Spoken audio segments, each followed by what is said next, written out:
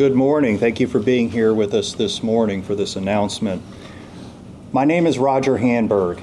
As the United States Attorney for the Middle District of Florida, I have the privilege of serving as the Chief Federal Law Enforcement Officer for 35 counties in Florida. Since taking office almost 3 years ago, I prioritize working with our law enforcement partners to aggressively investigate and federally prosecute traffickers of illegal drugs and perpetrators of violent crime and money laundering. And so it's with particular pride that I'm here today to discuss the collaborative efforts of local and federal law enforcement agencies, as well as my office, to successfully bring down and federally prosecute a major drug trafficking organization that operated in this community with devastating results. Here with me today are representatives of my law enforcement partners. And going from your left to my right, we have Grant Gabriel, who's a special agent with the Federal Bureau of Investigation. We have Jacksonville Sheriff's Office Lieutenant Ricky Valentine. We have Sheriff Rob Hardwick with the St. Johns County Sheriff's Office.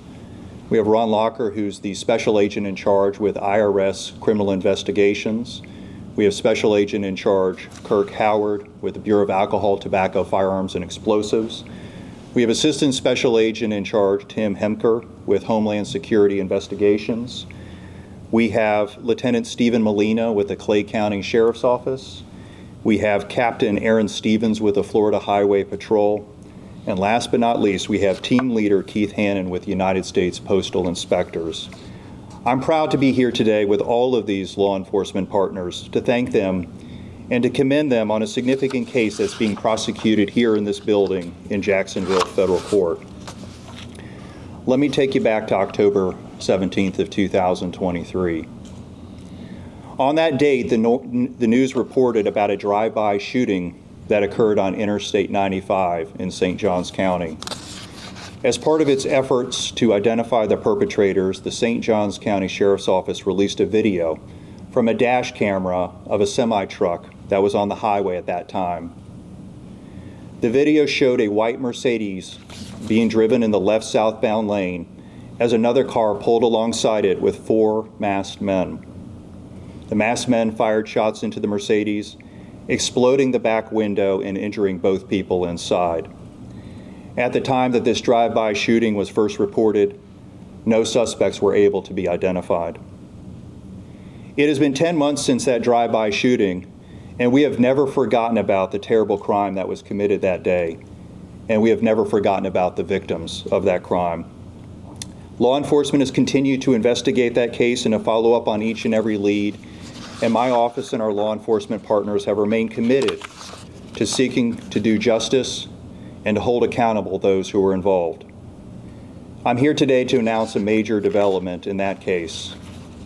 Last week, a federal grand jury sitting here in Jacksonville, Florida, returned a federal indictment charging Nathaniel Thomas Hatcher III and James Toney for their role in that drive-by shooting. This indictment is due to some incredible work by these law enforcement agencies.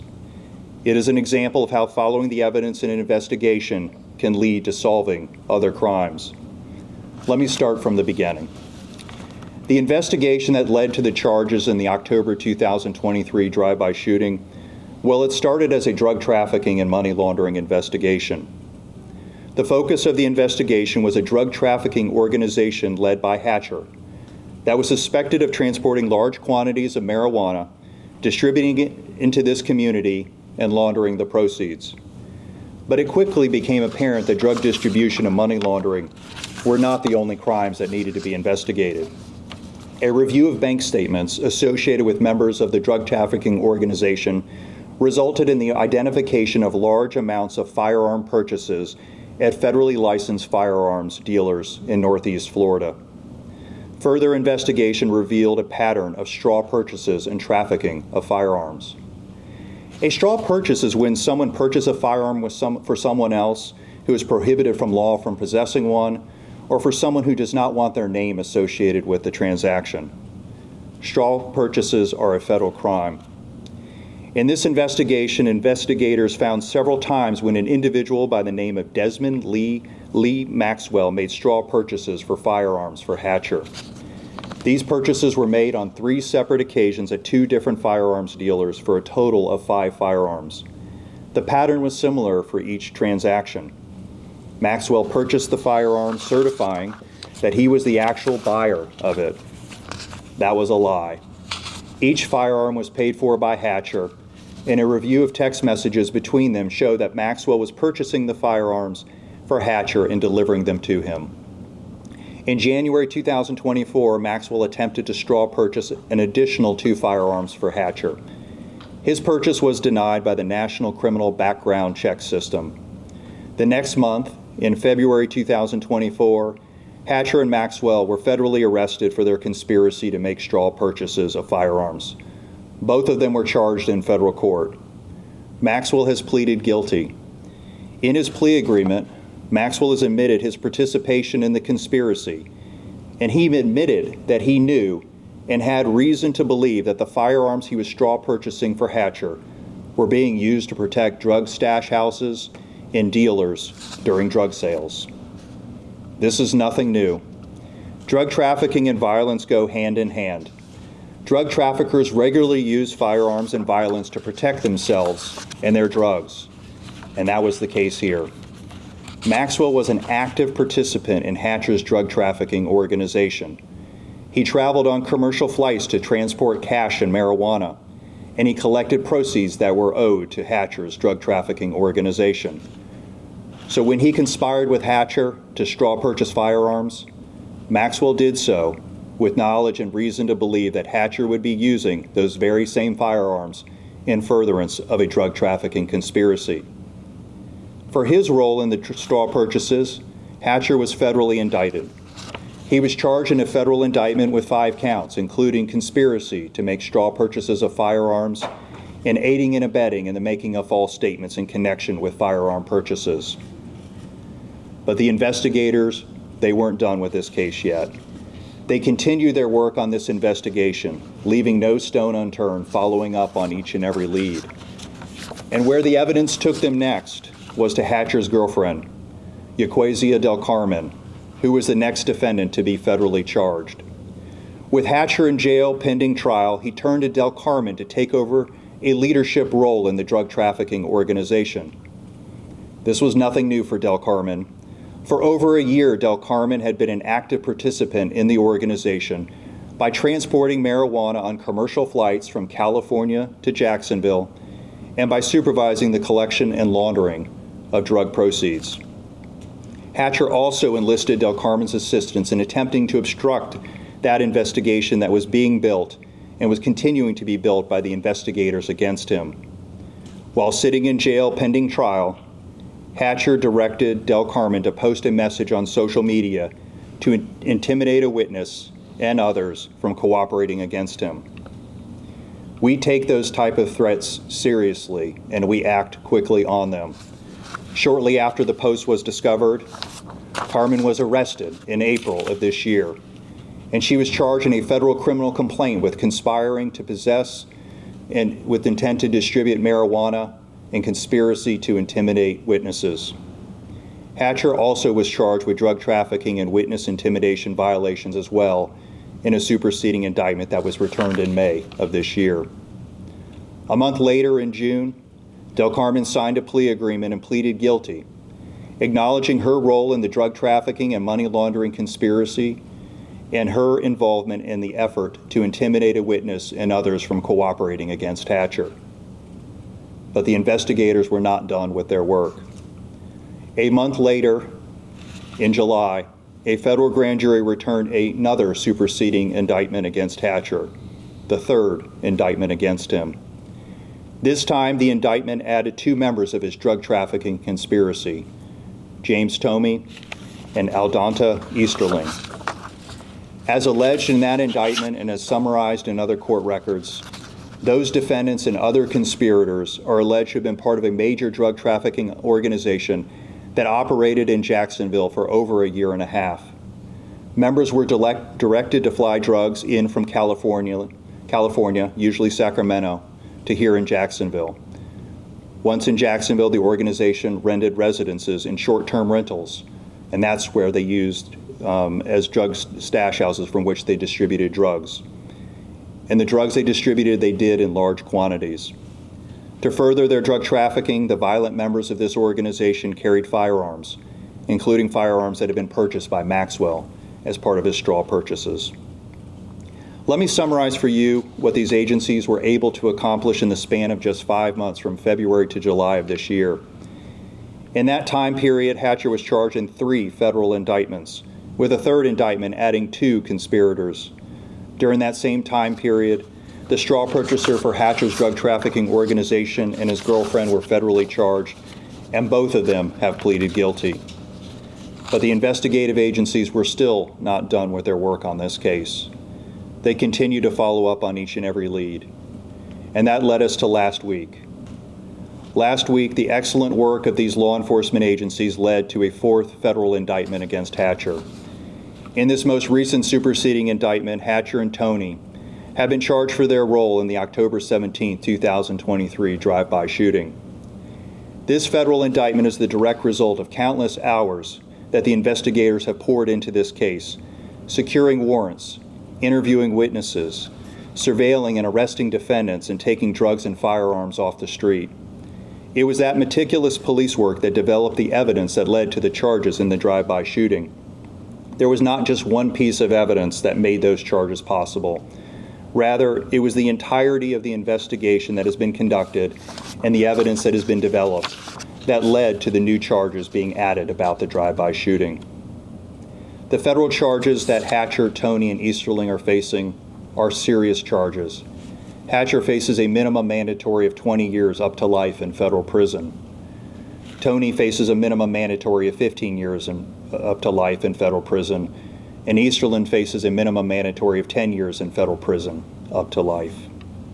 All 3 of these defendants have been arrested and they're being held in custody pending trial.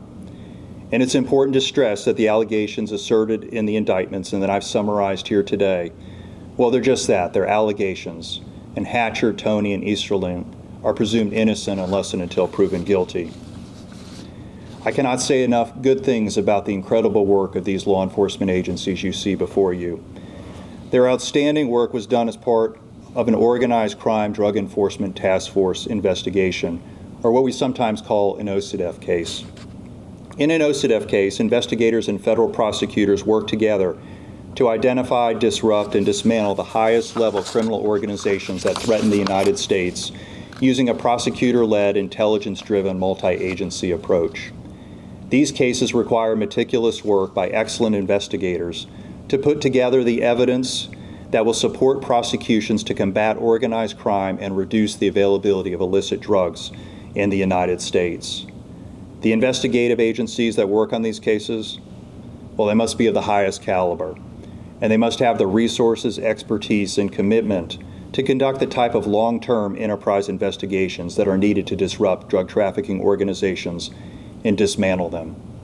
And that is what we have with the agencies who have worked on this operation. This case is a great example of how local and federal investigators are able to effectively work together to protect our community by disrupting a major drug trafficking organization. So far, the investigators on this case have seized 9 firearms, including a machine gun. They also have seized 107 kilograms of marijuana, 78 grams of MDMA, 28 grams of fentanyl, and 19 grams of methamphetamine, and they have secured federal charges against 6 defendants. And their work is not over yet. Let this be a message to anyone who conspires to traffic in firearms or illegal drugs, or to commit violent crimes or money laundering in this community. As you can see from the law enforcement agencies here today, you will be investigated. And if you send drugs into this community or seek to commit acts of violence or money laundering, our agents and investigators will use every lawful tool to hold you accountable, no matter where you operate from. And if you have violated federal law, the United States Attorney's Office will seek to prosecute you in federal court. We are united together in our mission to keep this community safe. And with that, I'm going to turn it over to the Assistant Special Agent in charge with Homeland Security Investigations. Morning, everybody. My name is Tim Hemker. I currently serve as the Assistant Special Agent in charge for Homeland Security Investigations here in Jacksonville. I want to start by thanking U.S. Attorney Roger Handberg, as well as Sheriff Hardwick, and the rest of our federal, state, and local partners who are all with us here today for all your collaboration on this investigation. HSI is proud to be a member of the Organized Crime Drug Enforcement Task Force and conduct this investigation with our partners behind us. This case serves as a prime example as OCDETF's mantra, "We are stronger in partnership." It demonstrates that when law enforcement agencies join forces, we can effectively pursue some of the most complex crimes, and the seamless cooperation between our agencies was key to bringing these individuals to justice. HSI investigates crime on a global scale to prevent harm locally. Our ability to conduct complex investigations utilizing our broad legal authorities represents one of the Department of Homeland Security's best weapons for dismantling transnational criminal organizations. Through innovation, hard work, and determination, we work with federal, state, and local partners to combat crime and keep our communities safe. These partnerships are key to accomplishing our shared goal of protecting the communities that we serve. HSI's public service mission began in 1789 with the legacy U.S. Customs Service. Today, our public service mission continues through investigations on a global scale, with the focus of protecting our nation and preventing harm locally. We remain committed to this mission and our collaboration with our partners. Together, we will continue to pursue those that seek to do harm in our communities. Thank you.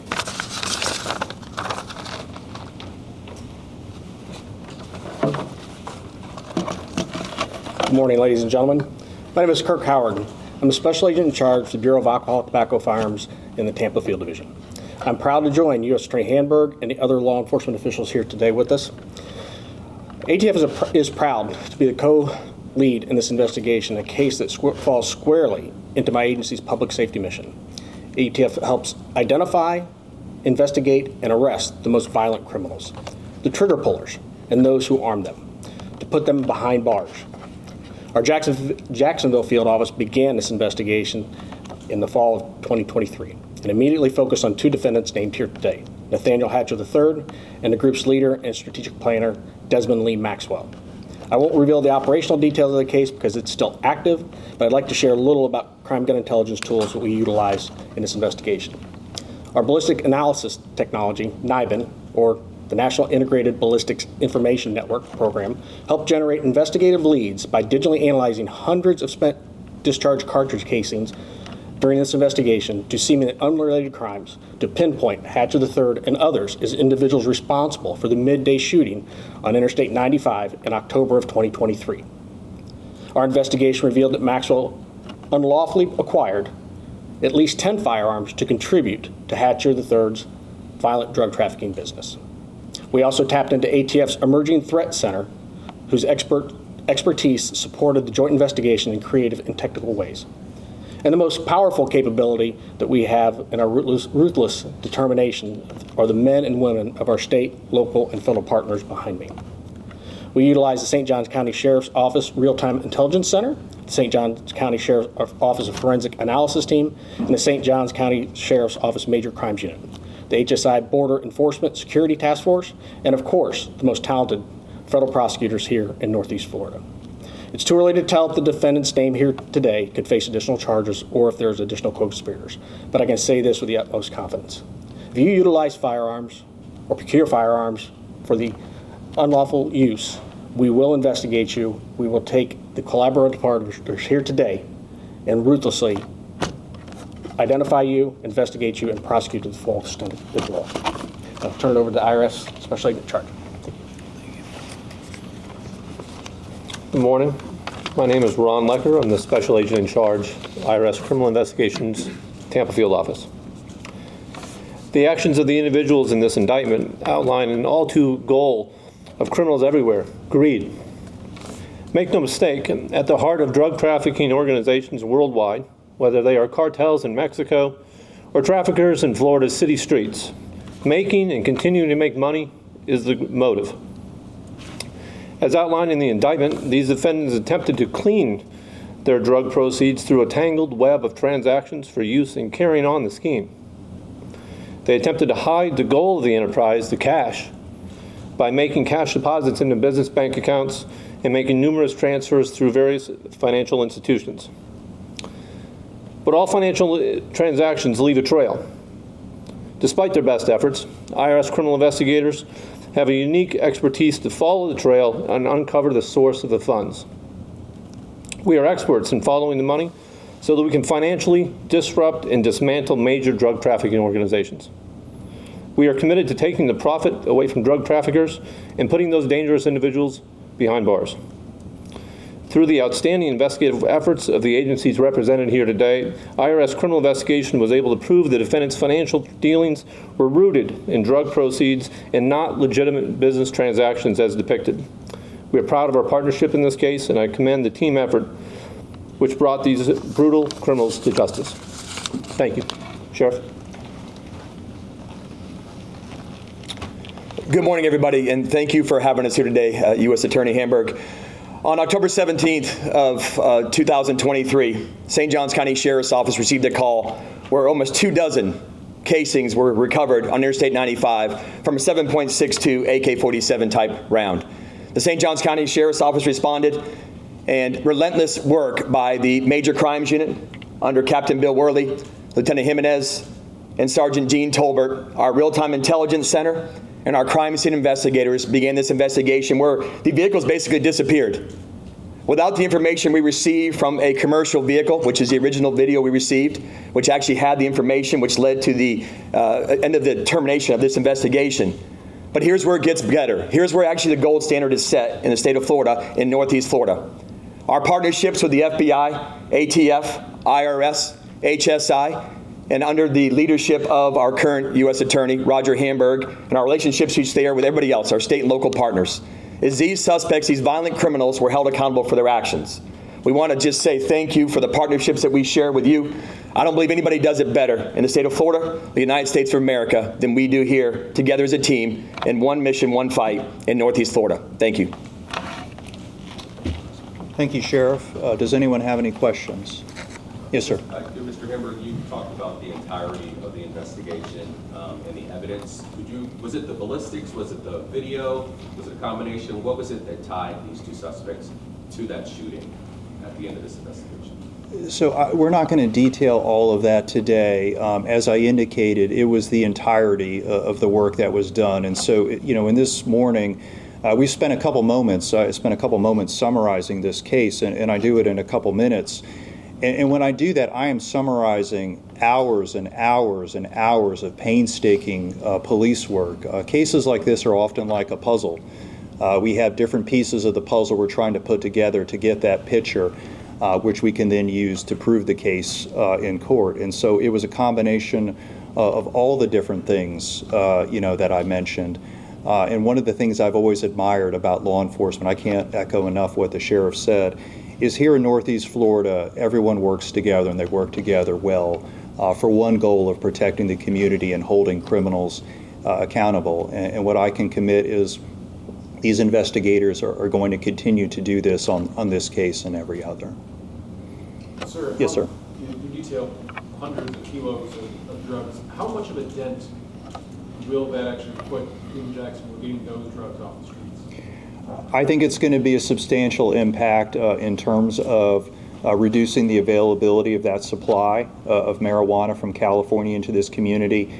But I don't want to lose sight of the violence that this group was engaged in. And I think this is going to have a positive impact in terms of reducing the violence that this drug trafficking organization was doing. I mean, the fact that we have a gun battle on I-95 going southbound at some point by members of this drug trafficking organization shows the threat to public safety they possess.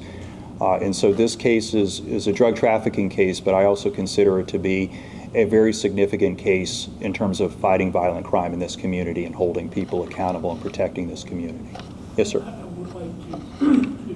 would like to ask you to, if you can, make the gun portion of this, the shooting on 95, a bit more tangible. There were people there who shot into this vehicle because why? Well, what I can tell you is what we allege in the indictment, and more about this is going to come as the court proceedings proceed ahead, because as I indicated, there were 4 people in that car. We've charged 2 of them, and I hope I've communicated that we are continuing to follow up on each and every lead. So our work is not done, which is one reason why I'm not going to be in a position to give you some of the details. But it's alleged in the indictment. It was part of the drug trafficking conspiracy. You'll see that in there, alleged as in furtherance of count 6 of the 3rd superseding indictment, which is the drug trafficking conspiracy. So we believe, and have alleged, or a grand jury has alleged, that it was part of a drug trafficking conspiracy. Yes, ma'am. You mentioned that these men were distributing these drugs out of short-term rentals in Jacksonville. Can you be more specific of what part of town in Jacksonville? So there's some criminal complaints. There's a criminal complaint for Miss Del Carmen, which has some of that information. I don't know it off the top of my head, but I do believe there's some addresses, and we can get you a copy of that criminal complaint. It's a public document. But there were a number of short-term rentals in the Northeast Florida area from which this was happening. And just think about it from the perspective of the person who's renting, that place, and the people who are the neighbors to that rental, not suspecting that the purpose it's being used for is to be used as a drug stash house. But we can get you some of those details in the criminal complaint. Do you think it's concerning for those neighbors in that area who, it's not necessarily their decision that their neighbor is having an Airbnb and this is supposed to be a vacation home, and now there's drugs being sold in and out of there? So we do this work because we're concerned about everyone in the community and who's potentially in harm's way. Think about it with the drive-by shooting that happened on I-95. There's other people on that road, and oftentimes when shots are being fired, all sorts of different terrible consequences can come about. So yes, we are very sympathetic to people in our community who are potentially in harm's way, not knowing they're in harm's way. And what I can tell you from having all of these agencies stand with me here today, we stand together every day together. We don't do it always in a press conference, but every day we stand together to try to find people who are engaged in violence in our community so that we can do what we need to do to protect our community from them. So, again, to echo what the sheriff said, the way law enforcement works here, it's collaborative, and it's with that in mind in terms of protecting the community the best way we know how. Yes, sir. Just have a quick question. Do you have a name for the group, or did they have a name? And also the 2 occupants who were in the car who were shot, you mentioned they were injured.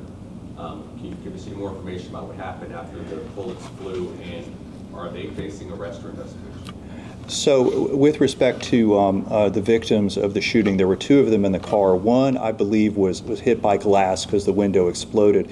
The other one was shot, and because of the excellent work of the sheriff's office, and they were on the scene immediately, they medevaced that person to get immediate treatment at a local hospital, and I understand that person had a full recovery.